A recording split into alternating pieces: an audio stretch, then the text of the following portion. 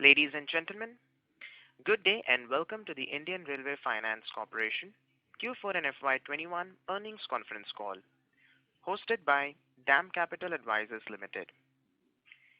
We have with us today from the management Mr. Amitabh Banerjee, Chairman and Managing Director, Ms. Shelly Verma, Director Finance, Mr. Vijay Shirode, Company Secretary, Mr. Prashanta Oja, General Manager Finance. As a reminder, all participant lines will be in the listen-only mode, and there will be an opportunity for you to ask questions after the presentation concludes.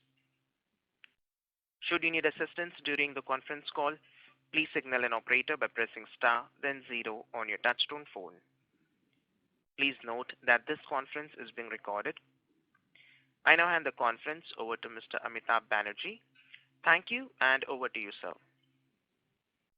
Yeah, thank you very much, and good afternoon to all the listeners, all the investors, ladies and gentlemen. In fact, on this momentous occasion when IRFC has posted an all-time high revenue and profit numbers for FY21 as a whole, as well as Q4/21, I would like to share some of the important information pertaining to the financial results of Indian Railway Finance Corporation for the financial year 2021. IRFC, which happens to be the dedicated market borrowing arm of the Indian Railways, has posted a profit growth of 126% on year-on-year basis for Q4 FY21, which stands at 1,482.55 crore vis-a-vis 654.63 crore that was reported in Q4 2020. The net profit for FY 2021 has grown by 38.34% to rupees 4416.13 crore as against rupees 3192.06 crore for the corresponding financial year ended 31st March 2020. The total revenue from operation has grown by 17.5% on year-on-year basis for the same period to stand at rupees 15,770.47 crore vis-a-vis 13,421 crore last year. The annual disbursement for IRFC has grown by a humongous, it is a record 46% on year-on-year basis from 71,392 crore in FY20 to rupees 1,04,369 crore for the financial year 2020-21. The AUM for FY21 stands at 3,60,079 crore as against 2,66,137 crore last year, registering a growth of 35.29% on YOY basis. The capital adequacy ratio of IRFC continues to remain strong at 415.85% for FY21 as against 395.39% for FY20. The company continues to raise funds at the most competitive rates and terms both from the domestic as well as overseas financial markets has helped to keep the cost of borrowing low. The CSR remains to be a focal area for IRFC as the company has spent 93.44 crore for FY 2021 as compared to 49.45 crore for 1920. Now this in nutshell is the financial results of FY21. Now I hope everybody has got the, I don't know if you are conversant with the presentation that I'm going to have, going to give you. You see, I'll just, I think most of you are already aware of the basic business model that IRFC works on. But for the benefit of the newcomers as well as new investors who have joined, I would like to mention a few things before we go ahead. IRFC has been registered with RBI as a systemically important NBFC, is a non-deposit taking NBFC, having an infrastructure finance company status.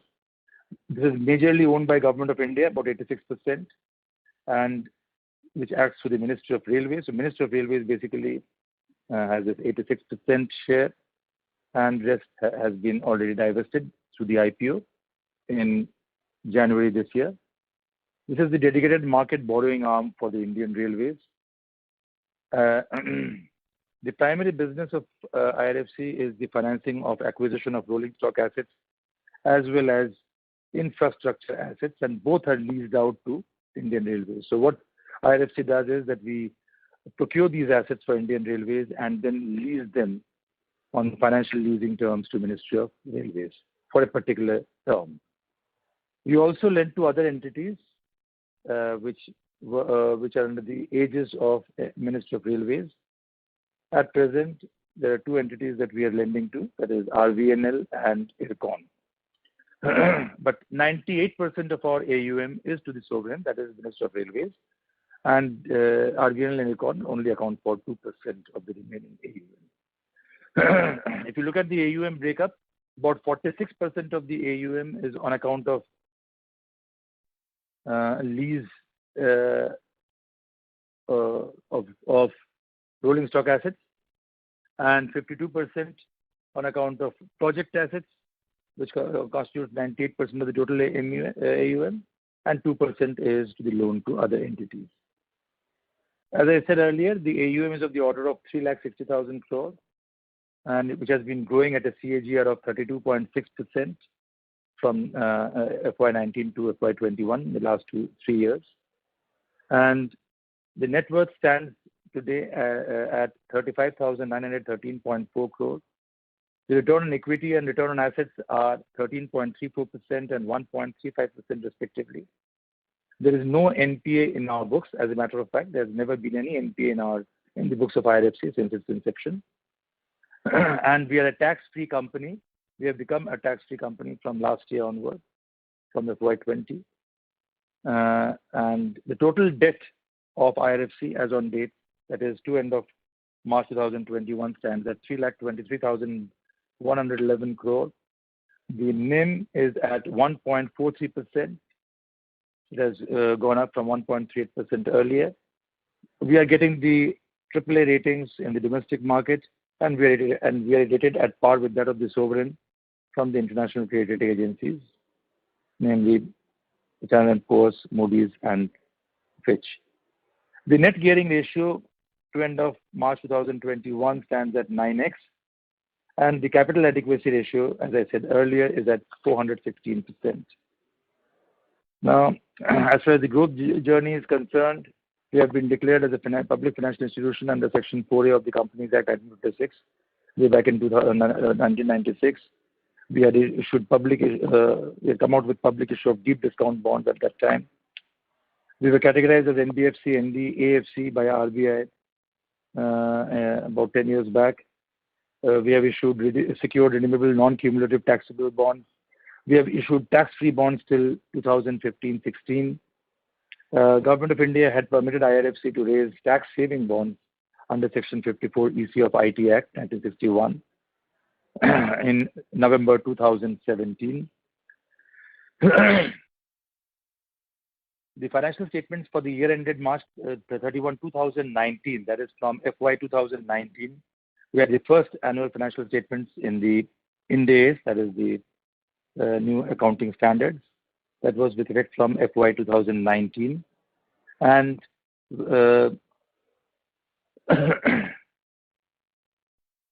this year we have we came out with our IPO, and we were successfully listed on both NSE and BSE on 29th of January 2021. The cumulative funding to Ministry of Railways since our inception to end of March 2021 for meeting its developmental expenditure stands at 4.43 lakh crore. We have made the highest ever disbursement of 1,04,269 crore to MOR in this financial year, that is to FY21. And in this year itself, we have mobilized an aggregate sum of 4.075 billion USD, the highest ever in a single year by way of external commercial borrowing. We were awarded Mini Ratna Category 1 status about 3 years ago, 4 years back, and We were granted exemption from the applicability of AS 12 under Ind AS as far as DTL was concerned, the deferred tax liability, and with effect from last year, that is FY 1920, we have been also exempt from the provision of MAT. So we have migrated to Section 115B AA, that is the normal corporate tax rate, and because of the existence of a high amount of accumulated depreciation, unabsorbed depreciation, our net taxable income comes to zero. Therefore, we are not liable to pay any tax with effect from the last financial year. Now, the key strengths of the company is the strategic role that we play in the growth of Indian Railways. We happen to be the dedicated market borrowing arm of Indian Railways. We don't compete with any other organization as far as financing of Indian Railways is concerned. Whatever is left behind after getting the budgetary grant for meeting its capex requirements, it takes recourse to IRFC, that is, the Minister of Railways takes recourse to IRFC funding. And there is no other source of funding as far as the funding of capex expenditure of Indian Railways.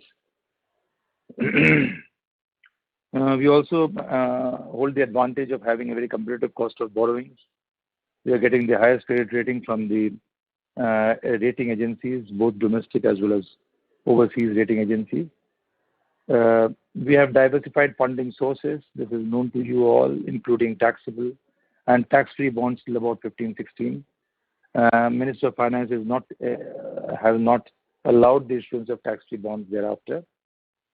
We are also getting term loans from, mobilizing funds through term loans from banks and financial institutions, ECBs, as I have said earlier, and of course, internal accruals, asset securitization, and so on and so forth. It's a low-risk, cost-plus business model that IRFC works on. Since we have a strategic relationship with the sovereign, that is the Minister of Railways, it enables us to maintain a low-risk profile. As a matter of fact, the NPA is absolutely zero, because all the receivables of IRFC by way of these receivables from MOR are incorporated in the union budget. So once it is passed by Parliament, this money automatically comes to IRFC. It's a cost-plus standard lease agreement that we enter into with MOR every year. So we calculate the weighted average cost of the borrowings during a particular year, and then add a certain percentage by way of the margin to cover our administrative cost, and we arrive at the total, the lease rental that is payable by Minister of Railways for the entire term of that lease agreement. Expenses incurred with respect to any foreign currency or interest hedging costs and so on and so forth, they are all built into the weighted average cost of borrowing. So all the costs incidental to lending or borrowing are passed through to Minister of Railways. There is a strong asset liability management in place. We have a risk management committee in the organization at the apex level, which meets at regular intervals, and we take a call on how much and when to hedge. We don't go for outright hedging. We are not required to go for outright hedging as per RBI guidelines. And the interest rate fluctuation risk and the currency fluctuation risk are taken care of through the process of selective hedging as and when required and as and when necessary. We have been ferreting out a consistent financial performance over the years. The net profit has been growing at a CAGR of 31.5% in the last 3 years. We are a company with very low overheads and administrative costs, which is about only 0.11% of our turnover, which happens to be, I think, one of the lowest in the international arena. And we are aided by a very experienced senior management team. IRFC being a systemically important NBFC, we enjoy certain regulatory exemptions. We are exempt from the asset classification norms, provisioning norms, exposure norms of the regulatory of RBI. And of course, they do not apply to the 2% of our AUM, which is to RBI and Recon. Of course, we are subject to the provisioning norms in those cases. But in case of MOR, all these norms are not applicable to IRFC. We are getting an exemption from RBI in these respects. As I said earlier, we are exempt from both DTL as well as NIM alternate tax, and we have adopted Section 115BAA, and we are no more under the provision of Section 115JB of the Income Tax Act, which under which we used to pay MAT. So hence, no tax liability with effect from FY19-20 for the company. We are also exempt from the applicability of GST as far as the leasing of assets to MOR are concerned. Giving a snapshot of the annual key financials of IRFC for the FY 2020-21. The revenue from operations is 15,770 crore, which is 17.51% growth as compared to the last year. The PBT, PAT has grown by 38.35% because since PBT and PAT are the same, so it's about 4,416 crores as compared to 3,192 crores last year, 38% high. Net interest income is 4,533.4 crores, and revenue from operations has grown by 38.98%. Profit before tax, as far as the Q4 results are concerned, revenue from operations has grown by 39%. Profit before tax has grown by 126%, as so is the case with profit after tax. As far as the disbursement to Minister of Railways by IRFC is concerned, the disbursement of 8,700 crore was made in Q1, 9,865 crores was in Q2, 16,550 crores was disbursed in Q3, and about 69,246 crores was disbursed in Q4, making a total of 1,04,370 crores. The net interest margin as of now stands at 1.43%, which has grown, as I said earlier, which has grown from 1.38% in the last year. The return on net worth is 13.34% vis-a-vis 11.57% last year. Interest coverage ratio is 1.39 as against 1.31 last year. Debt equity ratio is 9x as against 7.74 last year. And capital adequacy is 416% as against 395% last year. The asset under management, I have told you earlier, is about 3,60,079 crore. Net interest income is 4,533 crores, as I mentioned just now, and NIM is at 1.43%. Return on assets is 1.35%. Return on equity is 13.3%. The capital adequacy is 416%, and the net gearing ratio is 9x. The borrowing highlights of FY 2020-21. An amount of 61,300 crores was raised through rupee term loans from the commercial banks and financial institutions. And majority of these term loans, which were drawn from the commercial banks, were structured on a 5 plus 10 year basis, that is 5-year moratorium and 10-year repayment. So it was a 15-year term loan comprising 5 years of moratorium and 10 years repayment.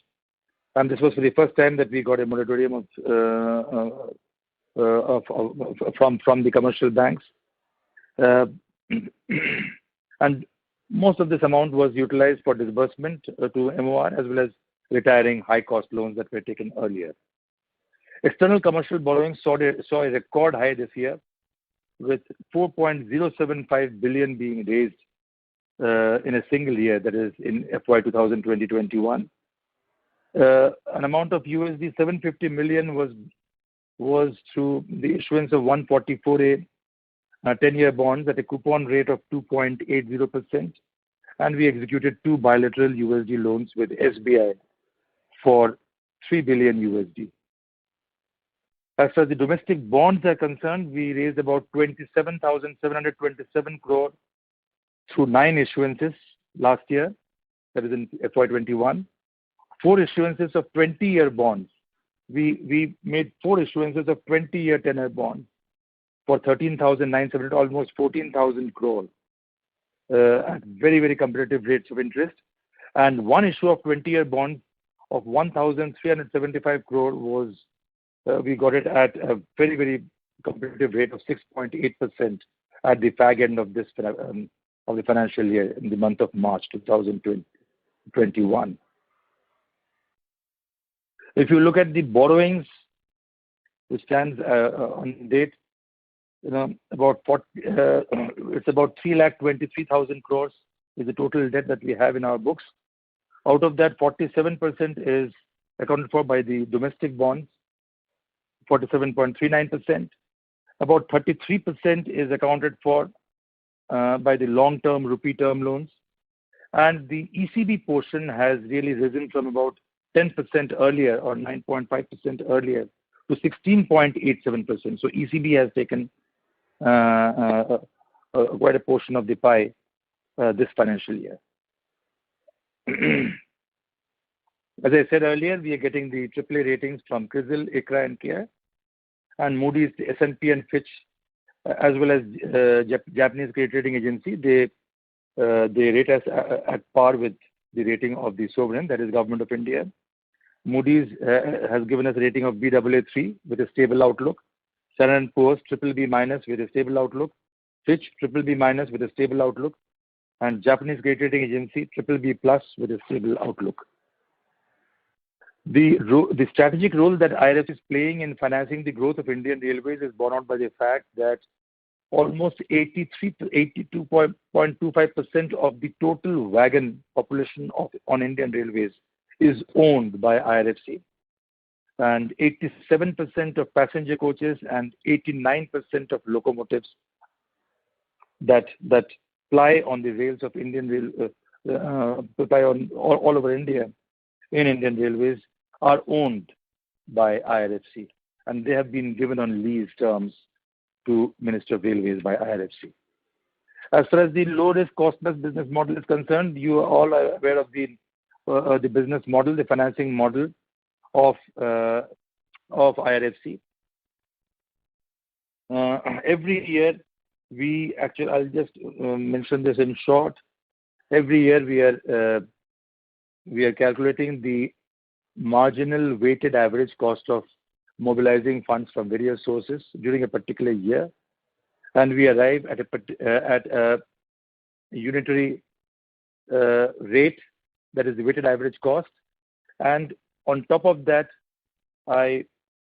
we add 40 basis points as our margin to arrive at the lease rental payable by the Minister of Railways to IRFC for a particular set of assets.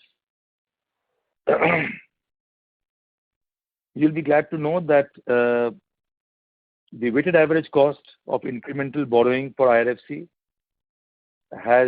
we have registered a saving of 85 basis points as compared to last year. The weighted average cost last year was about 7.36%, or rather 7.37%. And this year it has 7.36% is the total weighted average cost. And this year it has come down to 6.51%, which covers the cost of financing for both rolling stock as well as EBRIF, that is extra budgetary resources, infrastructural financing, that is project assets. But only for rolling stock assets, it was 7.37% last year. This has come down to 6.71% this year. In case of project assets, the model remains the same, except the fact that the margin is 35 basis points vis-a-vis 40 basis points in case of rolling stock. We are, as far as the pricing of RVNL loans are concerned, the range of margin is 65 to 88 bips over the weighted average cost of borrowing. And IRCON, we have been charging at a flat rate of 8.77%. We have been charging on a yearly basis. That was for a period, one-off loan for a period of 5 years. And if you look at the financials, P&L statement and balance sheet, I think they're all known to you. We have got a balance sheet size of 3,78,000 crores this year. And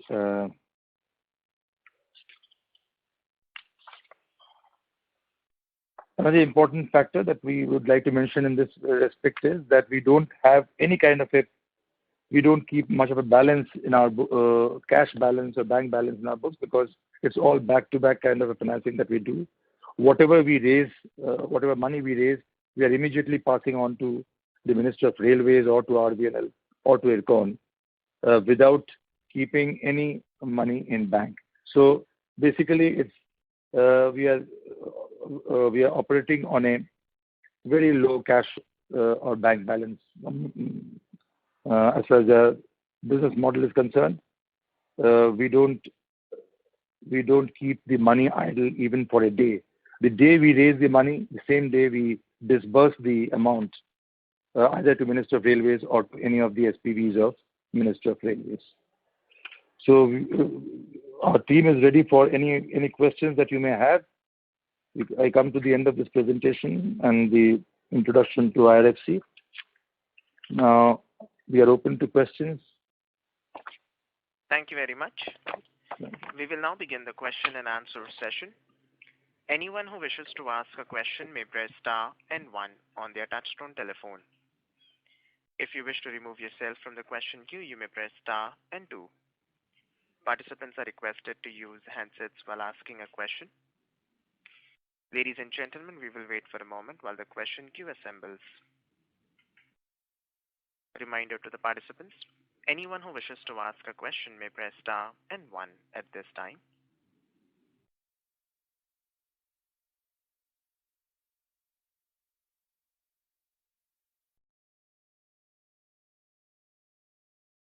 The first question is from the line of Ashok Shah from LFC Securities. Please go ahead. Thanks for taking my questions. Sir, we, as per this page number 6 of presentation, we have some interim dividend declared twice. So can you just give me information that what percentage of dividend was declared? That was first dividend, and second was, I think, 10.05%.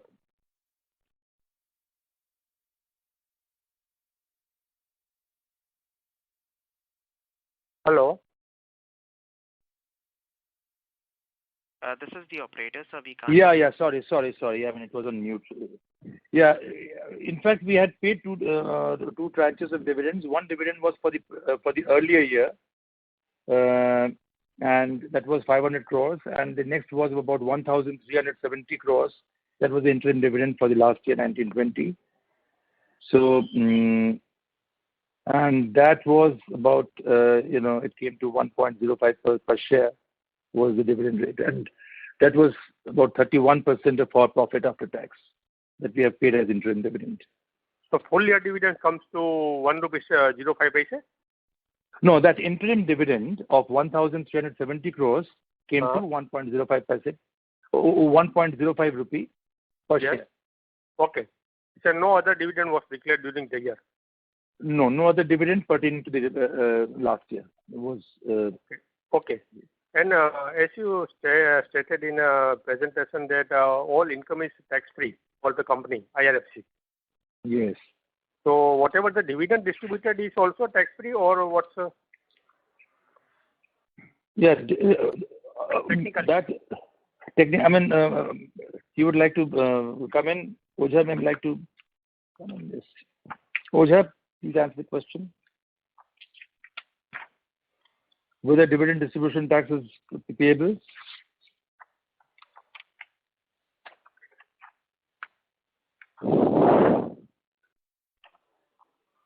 Mr. Ojha, Are we deducting any tax at source? I don't think so. We're not deducting any tax. Okay. Thank you, sir. Thank you. That's all from my side. Right. Thank you. Thank you. Thank you. The next question is from the line of Anuj Jain from ValueQuest Capital. Please go ahead. Hi. Thanks for the opportunity and congratulations for the good set of numbers. Sir, I have few queries. Number one, in the recent results, we have noticed that board has approved the enhancement of borrowing limit from 4 lakh crores to 8 lakh crores. So can you throw some light on this, why it is done, and are we planning to go beyond the gearing of 10 times in near future? Okay, thank you very much. First question is regarding 4 lakh to 8 lakh. Actually, this is the borrowing limit that we will be approaching AGM with when we hold the AGM, because you need the shareholders' consent for a particular borrowing limit. We had taken this borrowing limit about 3-4 years back of 4 lakh crore. Now we are edging towards 4 lakh crore. I think we will be surpassing this 4 lakh crore because that's why we have a time span of about 4 to 5 years in mind when we go to AGM for a blanket approval of the borrowing limit. Having said that, every year we are approaching board of directors. For every financial year, we approach the board of directors for the fresh borrowing that we'll be doing during a particular year. So this is the blanket approval that we are taking because keeping in view the future capex requirements of Indian Railways in the light of the National Rail Plan 2030, Vision Document of Railways 2024, the huge capex requirement of Indian Railways that is in the offing in the next decade or so. We feel that this much would be required, the approval would be required. So we are taking this approval for a period of about 3-4 years going forward. You see, in the last year itself, we were given an original target of the original mandate of IRFC was only 58,000 crore to begin with, which went up finally to 1,04,000 crore. So in 1 year, we are getting a demand of 1 lakh crore. So if this pace if this pace of disbursement continues, then of course, this 4 lakh, another 4 lakh crore in 4-5 years would not be far-fetched. So that's why we are going to the AGM. We have taken the board's approval for approaching the AGM for taking this blanket approval to increase our borrowing limit, borrowing ceiling from 4 lakh to 8 lakh crore. And as far as your second question is concerned, that is whether we can go beyond the capital gearing ratio. As of now, we have not taken any call on that, and we are quite well ensconced with keeping ourselves within the 10x limit that we have set for ourselves. This is an internal decision that we have taken, and this is in keeping with the general, the other NBFCs also in the public sector follow this kind of a thing, follow this kind of a capital gearing. But keeping in mind the high level of capital adequacy ratio that we have, about 415%, we may take a call on going beyond 10. That the possibility of going beyond 10 is not actually ruled out. But as of now, we are well ensconced with 9x as of now, and we are not facing any kind of a breach in near future. But if, as and when the time comes, we will definitely take a call on going beyond 10. That is not ruled out. Okay. And sir, we have not declared any final dividend in these results. So have we got any exemption from DIPAM for paying dividends, or it's still pending? You see, there is a proposal which is there, and we have not taken a call as yet. We can take a call on paying the final dividend also before the next AGM. We have got that time limit with us. So as of now, we have not taken any call whether we will pay the final dividend or how much final dividend we will pay. As of now, that is not taken. So in the next board meeting, we will take that thing, and that is before the next AGM is concerned. As per the regulatory provisions, we can pay the final dividend before the next AGM. Understood. Yeah. And sir, another question. I have also noticed that there are no stock options for the management or any employee in our company. So do we have any policy regarding that? Are we thinking about anything on stock option scheme? Yeah. Company Secretary may like to come in. Shirode? Yeah. I would like to inform that there is no such kind of a employee stock option policy prevalent in the company because we are already governed, and at this moment government has not given any mandate to have this employee stock option to any of the CPSs at this moment. Understood. And sir, lastly, as you told regarding the exemption granted from MCA regarding the DTL and MAT, so do we have any time frame, like the time limit for this, that this is valid for next 5 years, 7 years? No, that is perpetual. That is perpetual. Yeah. And so therefore we don't foresee any tax. No. Okay. No. Understood. As far as DTL is concerned, yes. Okay. Thank you. Thanks a lot. Thank you. From my side. Thank you. The next question is from the line of Siddharth Gupta from Voyager Capital. Please go ahead. Good evening, sir, and congratulations on posting yet another fantastic set of numbers. Thank you. So my first I have a comment before I have a few questions. I would request you to present your results, sir, in lakhs and crores instead of millions, because your PPT and your transcript, you always talk about crores, and we are an Indian company. Yes, we know that. You see, this decision has been taken. It used to be in lakhs earlier, but right. in keeping with the uniformity of the financial statement that is there in the ecosystem, I think we have gone with that, and then the general opinion was that it should be in millions. That is the internationally accepted, because we are going for the issuance of bonds, and also for the international practices actually dictate that you should be in millions or billions. So that's why we have gone for millions. Okay. Thank you so much, sir. Now I have a few questions. So this is pertaining to footnote 7 of your result and page 15 of the presentation, where you talk about there are certain projects that you financed which are currently being built or have a sort of gestation period, and hence there is no lease income coming from those projects as the lease agreement hasn't been made. So could you let us know what would roughly be the value of these projects that are in place, and what kind of lease income we could expect over the next few years? Oja, please take this question. You can just ask one by one. Yeah. Sure, sir. Oja, are you Yes. there? Yes. Thing is that we are financing to Indian Railways towards development of railway projects, and these projects are under development right now. So whatever we started this funding from 2015-16 onwards. So whatever project that carries 5 years moratorium. So after this moratorium, actually that project has to be projects have to be capitalized in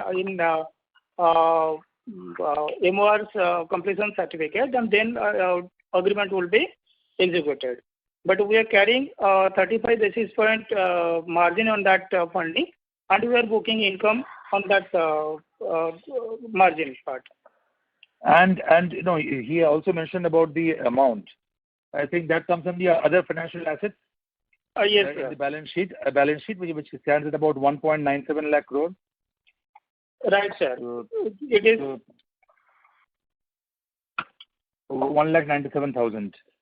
right. So, you can just have a look at the balance sheet, other financial assets, and there the details would be available. Right. So this is the total worth of those projects, and we can expect them to be come back in over the next 15 plus 15 model years, right? Yes. Yes, sir. Okay. And sir, has there been any delays in these projects due to COVID, or is the payment still online, or has there been any special? You see, the point is that even if there is some time overrun or a cost overrun, it is the loans that we are giving to Indian Railways by way of leases. This is totally cost or time overrun agnostic. It is not dependent on. It is not at all connected with the fact that whether these projects are getting delayed or not. That does not impact the lease agreement between the between IRFC and MOR. So that is totally independent of each other. We are not at all influenced by the timely completion or otherwise of these projects, right? So the lease would start after the moratorium period of 5 years, irrespective of whether actually it has, whether there has been any time overrun or cost overrun. Okay. So my next question pertains to the fact that in our previous transcript, in the previous presentation which we attended, we spoke about how we are ready to fund private projects as well who have forward and backward linkages with the railways. And there have been certain media reports about the same. So has there been any progress on this front? Have we entered into certain discussions? And also, would we be funding these projects at a certain higher margin than what we do for our MOR leases, or would it be at the same rate? No, of course. I mean, it will be totally on commercial terms. The terms that we are having is sovereign, and that has got nothing to do with the expected, margins that we'll be having in case we are going for other, diversification of lending. But as of now, not much progress has been made because, there has been pandemic over a long time. It's almost 1.5 years, and therefore. But we do foresee that people will be coming, especially in case of private train operations. They might approach IRFC for the procurement of rolling stock assets, or even for port connectivity projects, people may come up. Even there are many other areas where IRFC can actually come in. Because most of the point is that Indian Railways is connected with most of the sectors. So nobody can really go untouched by, whether it's any part of Bharatmala project or Sagarmala project. We can come in as a financier for many of these projects. But yes, since over the years, we have been totally burdened with, I mean, the target that has been put before the company has been quite challenging over the years. So there was not much of an occasion to look beyond the sovereign. Therefore, there has not been. But we are open. We are open to funding to private sector as well and to other sectors as well, which has a forward backward linkage with Indian Railways. And we have had some preliminary discussions with other SPVs also, like High Speed Rail Corporation or Dedicated Freight Corporation, where we can always chip in. Right. So apologies for taking so much of your time. I just have a couple of more quick questions. So I mentioned this in the previous call as well. So why isn't the company considering housing its projects and assets under subsidiaries or through raising more money through InvIT? Because this would unlock fantastic value for the company and will also actually help you with your internal gearing ratio policy of 10:1, because that would raise the equity that the company has. So is this something that has the board or the company generally considered? Has this come up in discussion with the MOR? Because this has been done with other issues in terms of GAIL and Power Grid. Yeah, that's a good suggestion, and yes, it has been deliberated, but yes, we have not yet taken any call on this. But the suggestion is well taken. Yes. Right, sir. And sir, just one quick question, sir. In your last call, you mentioned you've raised about $750 million out of a planned $4.5 billion to external commercial borrowing. And you did mention that you've increased it from roughly 9 to 16% in the previous FY. But what is the target that we are setting for this year? Because from what I understand, we've been able to, due to our sovereign rating, we've been able to raise money at a very competitive rate. Not that it affects our business model at the end of it, because we do get a weighted average from the government. But what's our target for this FY for our external commercial borrowing? External commercial borrowing last year was a record one. That was 4.075. Only 750 billion was through the 144A Reges route. Others were all, the syndicated loans that we got from SBI and some other agencies in yen bond, in yen loans also we had taken. So this year, I mean, we have raised the GMTN program from 4 billion to 7 billion. That will be approaching. So then we will take the call as to how much, amount by way of ECB. That we take a call based on market, dynamics. And therefore, we have a good amount of ECB in mind this year also, like last year. Thank you so much, sir. You've been very patient, and these have been really extensive answers. Thank you so much. I look forward to interacting. Thank you so much. Thank you. Thank you very much. Thank you. Thank you. The next question is from the line of Keyur Ashur from PNB MetLife. Please go ahead. Yeah, hello. Yeah, thank you, sir, for this opportunity. I just had a follow-up on the project asset book of portfolio. So I understand this portion of the book has been increasing in terms of the share. So you mentioned that large portion, I think 1.9 trillion of it is into this. So would this be the entire book, sir? Yeah, as far as this is concerned, I mean, if you see other financial assets, you will get the you will get the details of the leasing of project assets. They have not been taken into revenue because they are still under construction. So that is there. And any other light that you can throw, Ojha, on this? Whether this is the entire book or there's something more to it? No, this is the entire book, inclusive of accrued interest on that advances. Right. Yeah. You mentioned our lease agreement, standard lease agreement is yet to be executed. So would it be fair to assume that the entire book is right now in a way under moratorium, as to we are not receiving lease payments? Yes. The moratorium for those projects which we have financed in 15-16, that moratorium period is over and we are about to receive the lease rental. We are in an advanced stage of finalizing our lease agreement for the project asset. Everything is almost ready except the certain one or two issues are left behind, which are in the final stages of getting ironed out between Ministry of Railways and IRFC. And very shortly, we shall be coming out with the standard lease agreement as far as the project assets are concerned.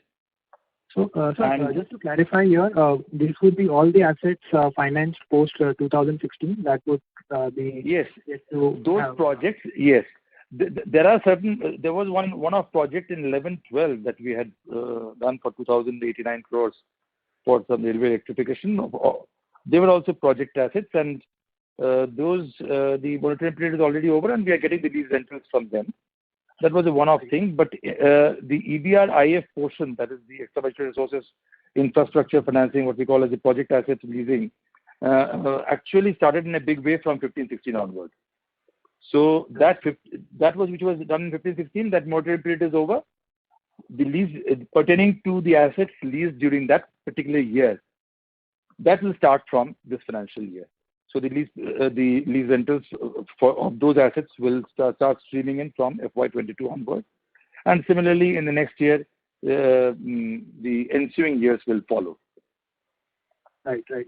So I understand for the rolling stock book, we have, agreements with MOR to give certain advance rentals to basically manage the ALM. So do we have similar provisions in the project asset book as well? Because I understand this is a significant... Yeah, that's a standard clause that we are building in all our standard lease agreements. Just in case IRFC falls short at the time of redemption of its bonds or its liabilities by way of term loans from banks, and we are falling short of the liquidity, then Indian Railways will chip in with the necessary amount well in advance, so that at no point of time IRFC faces the risk of defaulting in its payments. Although in all its years of its existence, we have never had the occasion to invoke this clause. But this standard clause will always be there for giving that added comfort to the investors and the other stakeholders. Yes. And one follow-up on the project asset book. So do we envisage any other risk on this part of the book, given that I think the book is still, bulk of the assets are under construction. So does IRFC have exposure to any risk? Construction risk? We are not prone to any construction risk whatsoever. And all the techno-commercial aspects you must be clear on this particular point. That's a very important point that you have raised. All the techno-commercial aspects of construction of these projects, including that of rolling stock that we have been giving for so many years, they all devolve on Ministry of Railways. None of it devolves on Indian Railway Finance Corporation, IRFC. So we are totally, protected from any of the risks attendant thereto. No, sir, that is.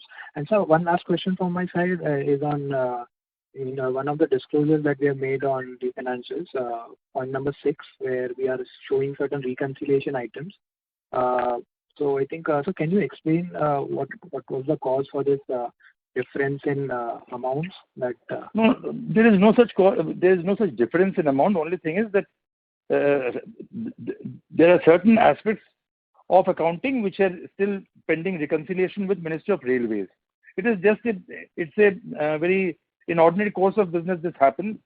It's a government department, and we are a commercial entity. We have different sets of accounting procedures, different sets of accounting figures. So naturally, we need to reconcile. We have already reconciled with RVNL, IRCON, because they are all commercial entities. They are all PSUs just like us. So there is not much of a problem. But since there is a separate set of accounting rules for government, they follow a government accounting policy. I mean, the Ministry of Railways, they pursue the government accounting practices.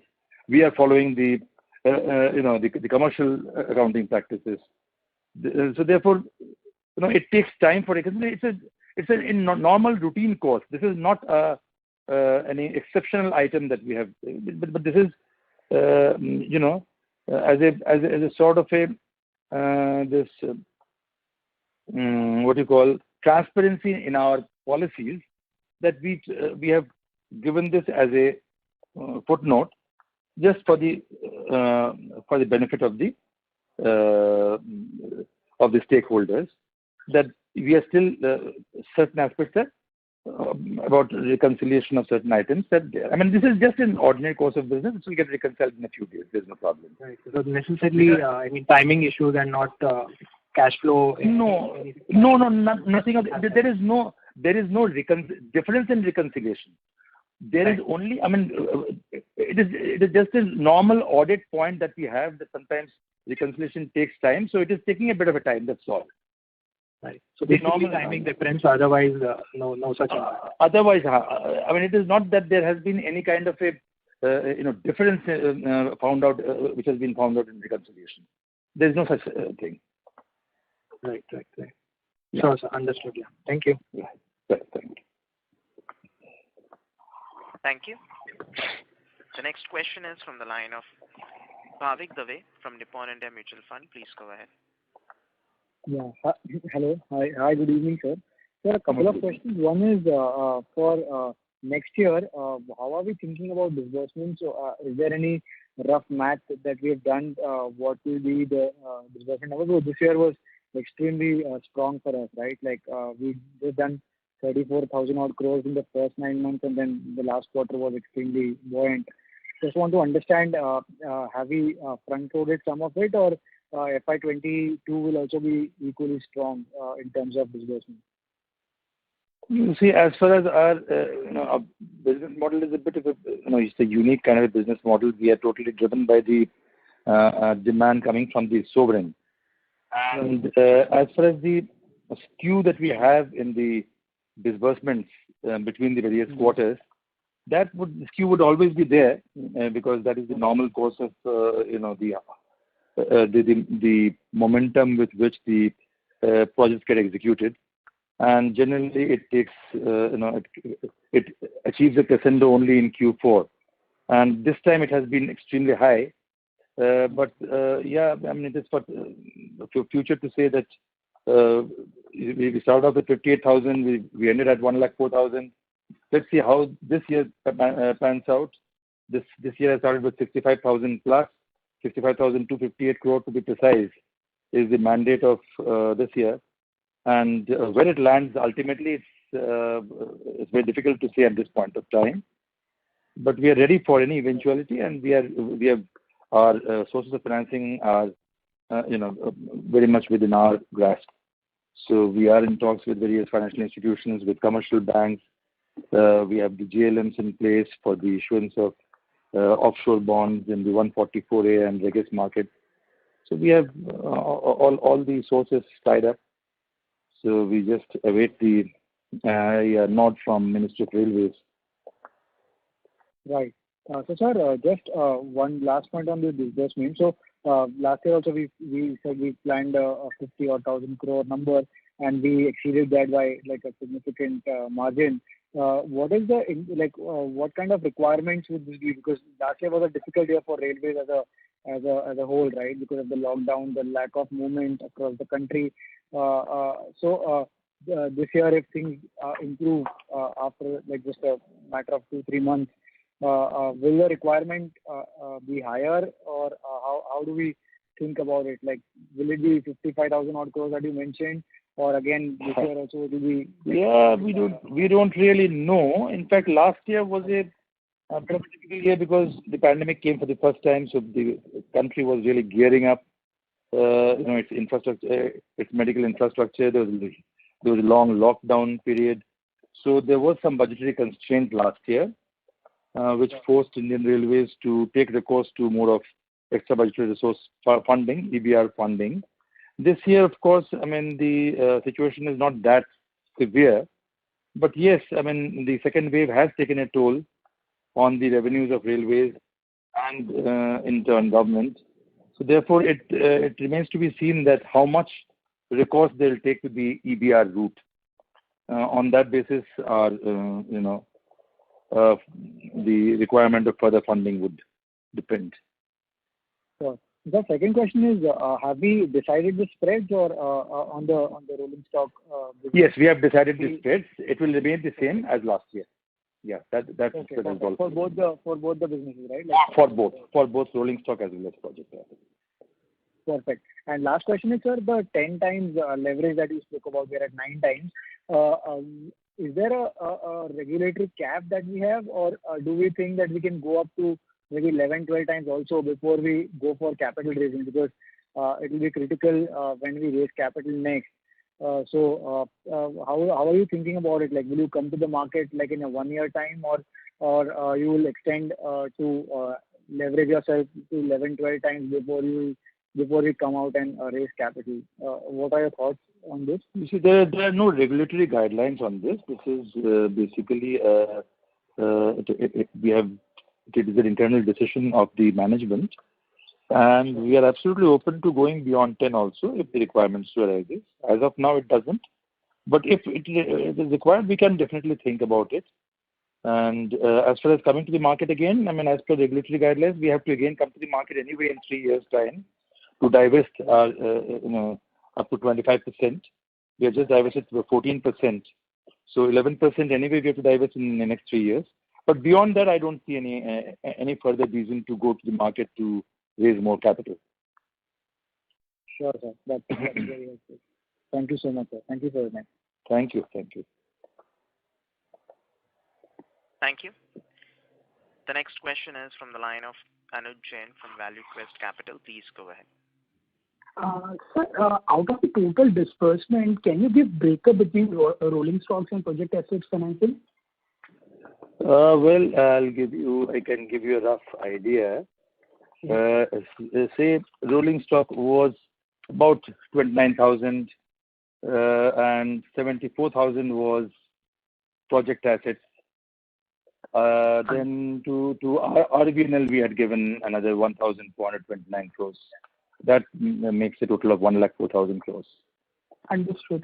And for the project finance loans, is the terms similar that first 5 years will be moratorium, and after that the actual interest expense and income starts?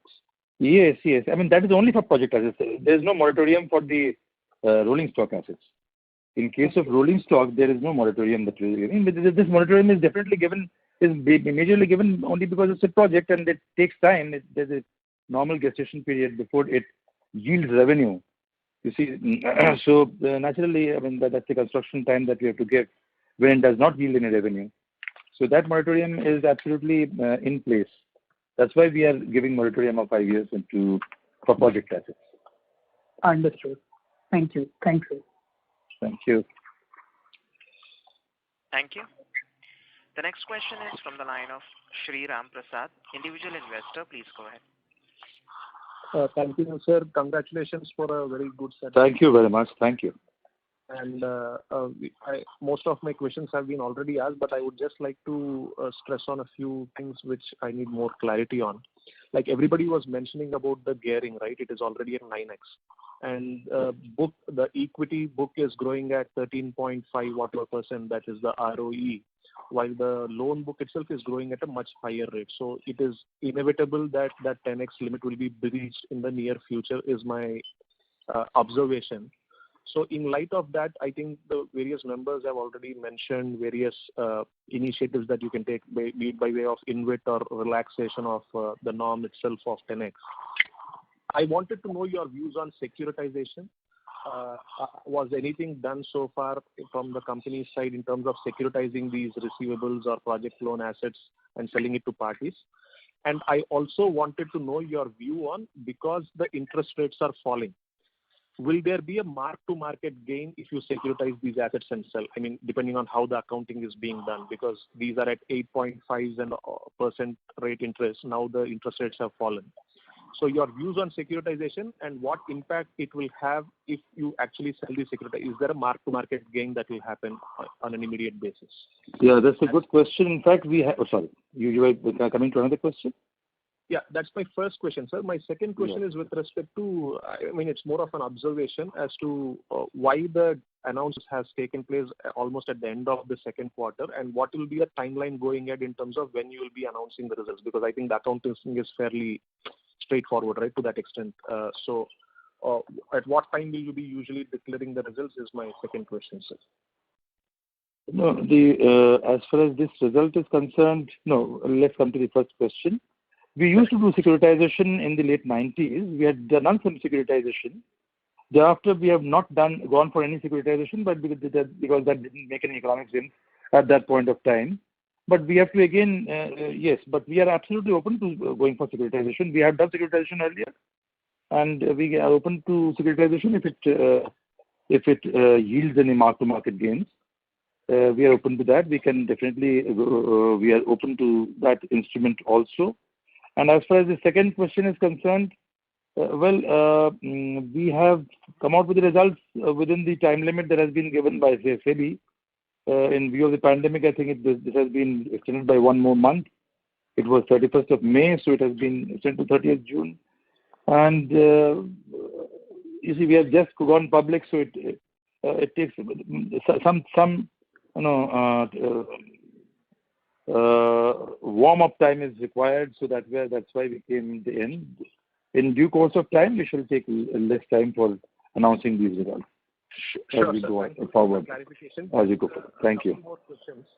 Your securitization initiative will be driven by mark-to-market gains, or if you are breaching the limits, you will do securitization. As in, what will drive such a behavior from your end? Is it that we will see? That we will see when we take a call on securitization. As of now, we have not taken any call.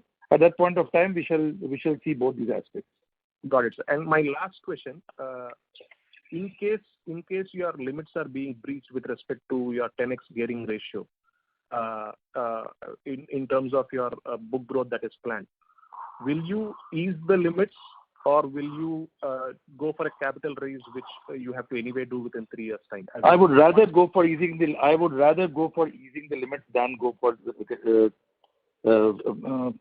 to approach the market for fresh capital infusion, because as of now, I think I need to because I am already quite adequately capitalized. So I would rather go for this, especially with a capital adequacy ratio of 415%. I don't see any reason why I should not go beyond 10. It doesn't make any sense, to stick to 10 and then having a huge capital adequacy ratio. Because almost all loans are secured. So I don't find any reason why I should be. So I would rather exercise the first option. Thank you, Mr. Prasad. May we request that you return to the question queue for follow-up questions? Ladies and gentlemen, please limit your questions to two per participant. Should you have a follow-up question, we would request you to rejoin the question queue. The next question is from the line of Naman. I'm sorry, but till what time would this last? I think I was given a time up to 6 p.m. I've got another meeting to attend to. So can we just limit to the last question, a couple of questions more? Sure, sir. We'll take the last question from the line of please. Thank Naman you. Kumar, individual investor. Please go ahead. Sure. Thank you very much. Thank you, sir, for giving some additional time. So my question is with respect to lease income. So for the entire financial year 21, the total lease income is around 11,826 crore, right? So out of this, how much is on the project assets? Because the note 7B of your quarterly result says there's some free lease income on financing of railway infrastructure projects has been accounted. So out of 11,286, how much is for the project Ojha may fill this question, please. Yes. We have recognized pre-lease income from project to the tune of 3,329 crore as against 2,159 crore during the year 2019-20. Okay, and this is on the entire project assets balance which is standing on the balance sheet as of today, or is it on the initial years? Like No, entire. Because this is the entire one. 1,90,000 crore. Yes. Okay, thank you. And my second question is, and this is the last question, is what is the weighted average cost of the total borrowing as of 31st March 2021, basically for the entire year? 6.51%. Yes, right. And this is for total borrowing which is standing on book. Total, including rolling stock, project assets, RBNL, all put together. Okay, thank you. Thank you very much.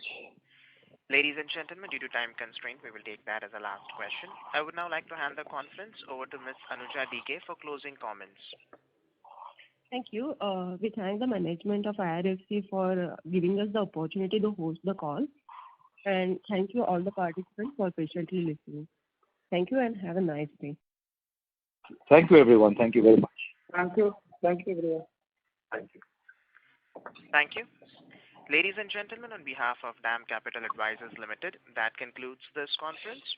Thank you for joining us, and you may now disconnect your lines. Thank you. Bye. Thank you.